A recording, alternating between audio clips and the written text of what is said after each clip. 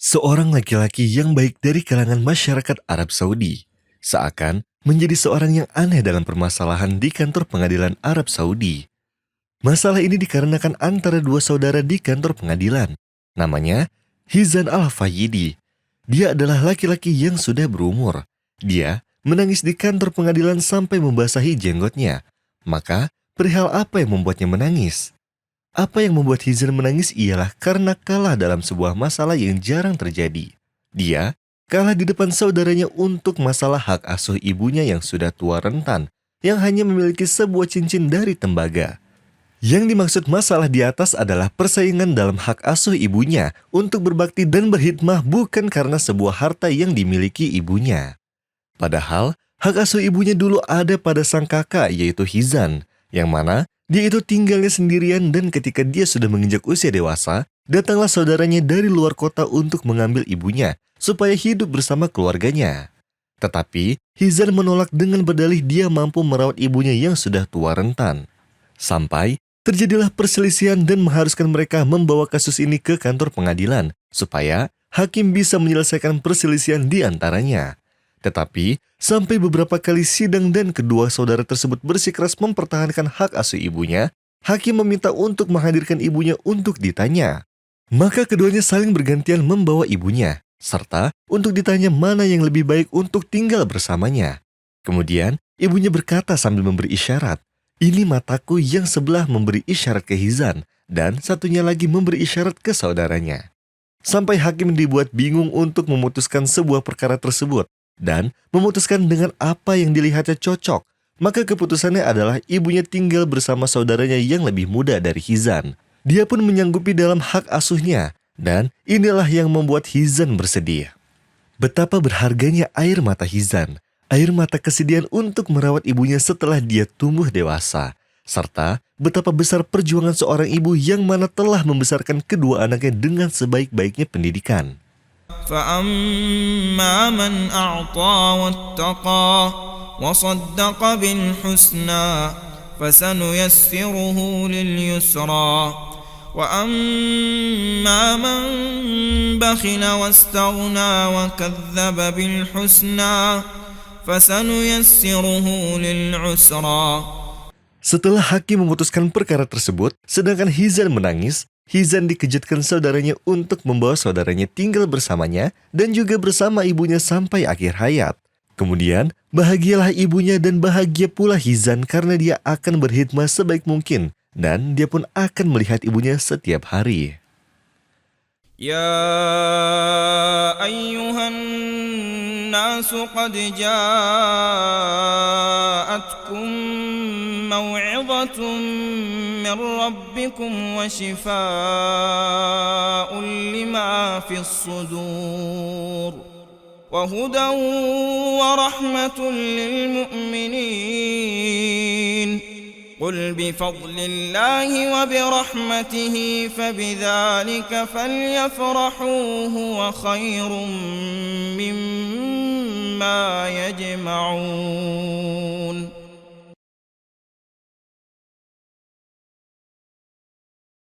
Ada seorang pemuda soleh yang terbiasa melakukan perbuatan baik kepada yang ia kenal maupun yang tidak ia kenal.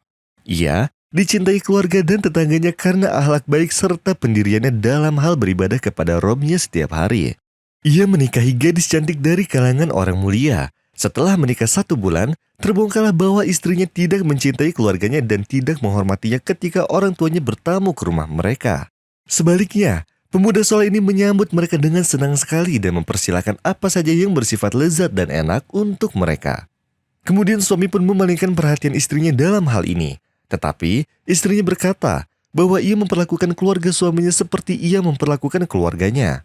Agar hubungan di antaranya tidak dipandang jelek dan mungkin bisa sampai berpisah, maka pemuda ini pun cukup berdoa agar istrinya diberikan hidayah dalam setiap sholatnya. Setelah setengah tahun dari pernikahan mereka, suatu hari sang suami atau si pemuda soleh ini pun berkata pada istrinya, "Aku rindu kedua orang tuaku dan saudara-saudaraku. Aku harap kamu menyiapkan makanan siang untuk mereka besok. Aku akan menghubungi mereka sekarang dan akan mengundangnya kemari." Istrinya pun menjawab dengan nada sinis, "Panggillah mereka sesuka hatimu."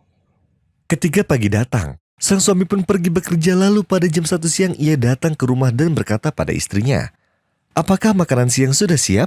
Keluargaku akan segera datang sebentar lagi." Istrinya pun menjawab dengan nada dingin, "Belum, aku belum masak karena keluargamu bukan seperti orang asing dan akan makan seadanya di rumah."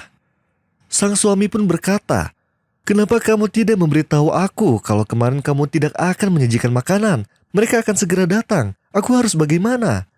Istrinya pun menjawab, "Hubungi mereka dan minta maaflah pada mereka agar tidak jadi datang.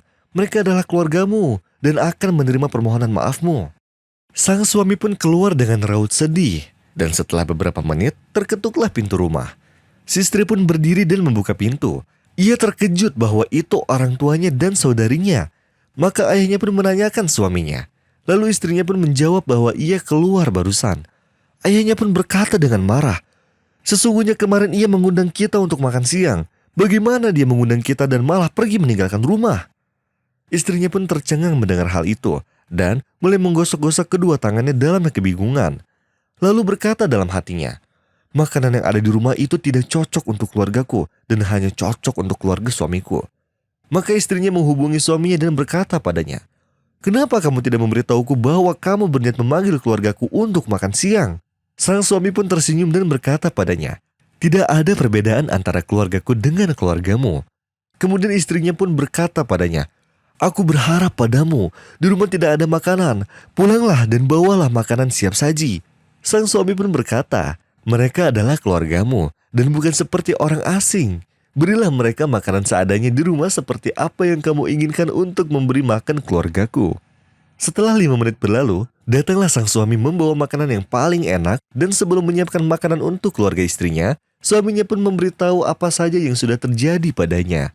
Maka semuanya merasa marah pada istrinya, dan ayahnya pun berkata pada anaknya, "Apakah kamu tidak mendengar bahwa Nabi Shallallahu Alaihi Wasallam bersabda, barang siapa yang beriman pada Allah Subhanahu Wa Taala dan hari akhir, maka muliakanlah tamunya." Kemudian ayahnya memberi izin pada suaminya untuk memberikan bimbingan pada anaknya, tetapi suaminya berkata pada ayahnya, "Aku bisa saja memberinya hukuman yang sakit dan pedih, tetapi aku berharap dia bisa berubah dengan sendirinya. Apa faedah sholatnya jika dia tidak memperbaiki perbuatannya dengan orang sekitar? Demi Allah, wahai ayahku, aku takut akan terjadi dan menimpanya dengan tanda dari beberapa tanda nifak. Dia selalu memuji keluargaku dan ia bersamaku, tetapi aku tidak melihat darinya suatu pujian yang baik." Maka sang istri pun meminta maaf pada suaminya dan bersumpah padanya bahwa dia akan benar-benar berubah. Ia pun sudah paham pelajaran hari ini dan mengetahui berapa banyak kesalahan yang dilakukannya. Kemudian sang suami pun memberi maaf ketika ia merasa untuk berkata jujur atas apa yang terjadi demi niat yang baik.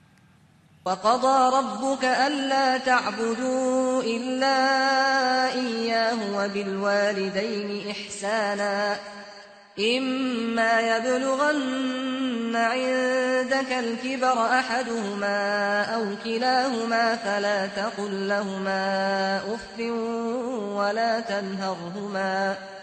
فلا تقل لهما أف ولا تنهرهما وقل لهما قولا كريما واخفض لهما جناح الذل من الرحمة وقل رب ارحمهما كما ربياني صغيرا ربكم أعلم بما في نفوسكم إن تكونوا صالحين فإنه كان للأوابين غفورا.